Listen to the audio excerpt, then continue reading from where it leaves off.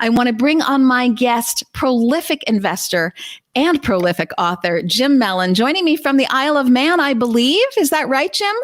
That's right, Elizabeth. Thank you so much for having me. We're shifting how we farm. So if you're going to shift that big chunk of the food supply system, you have to shift the machineries that make those, or the machinery that, farms. Let's say if you're no longer going to do monocrop farming, et cetera, you need new machinery for that, bioreactors that we have to build for cellular agriculture. So from top to bottom, you're going to see a complete shift. But I would love to hear when you think it's going to shift.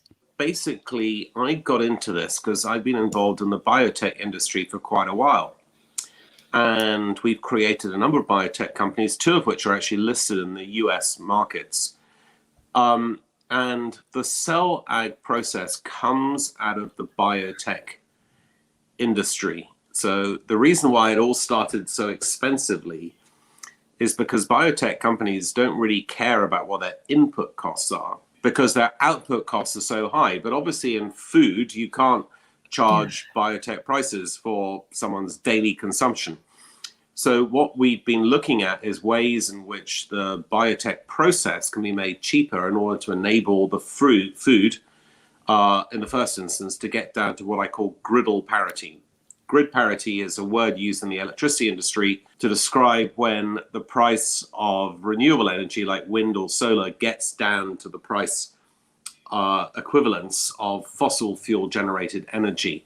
And I'm using the same thing, griddle parity, as a means of describing when the price of plant-based or cell ag-based foods gets down to the price of conventionally intensively farmed foods. And now here's my prediction, all right? In 10 years' time, we will not have the dairy industry as we currently know it. There won't be, at least on any significant scale, cows producing milk, which goes into cheeses, yogurts, etc. In terms of meat, I'm going to make the prediction, which is not an absurd prediction, that 50% of all meat eaten by humans on the planet will either be plant-based or cell ag produced within 10 years.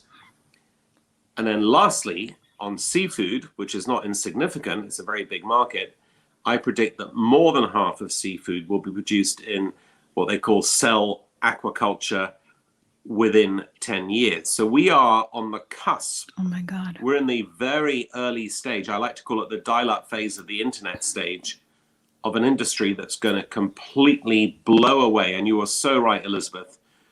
The way in which farms operate, the way in which animals are treated, the way in which animals are pumped full of harmful substances for us as humans, like antibiotics and hormones, and the way in which we consume foods that are ultimately harmful for us and the planet.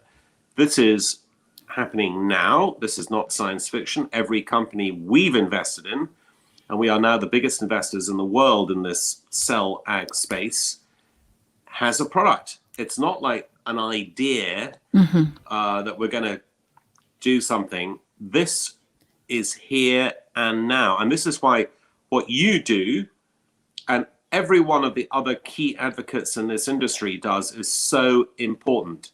Well, thank you for saying all of that. Yes, we eat in a way that is bad for our health. We eat in a way that is bad for the environment, not just because it's wildly wasteful. So here I'm speaking to a premier businessman. So we talk about this on the show, the inefficiency of animal agriculture. So we cut down trees. Oh, hey, now wait a minute. We need those trees because they pull carbon from the air and we have a climate crisis. Okay, but we decide not to do that. We cut them down.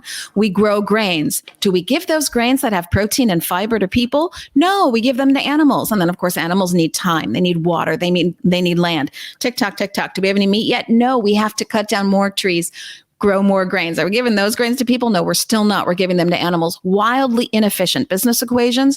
The World Resources says it takes 9 calories of feeding a chicken to get 1 calorie back. That's the best equation you will ever see. It's something like 35 to 1 for a cow. That means a business person might say, hey, I'll give you $3.50. You give me a dime back. Nobody wants that equation. It's one of the good things that I think that will help shift. We want to see change for animals. We want to see change for the planet. So do businesses.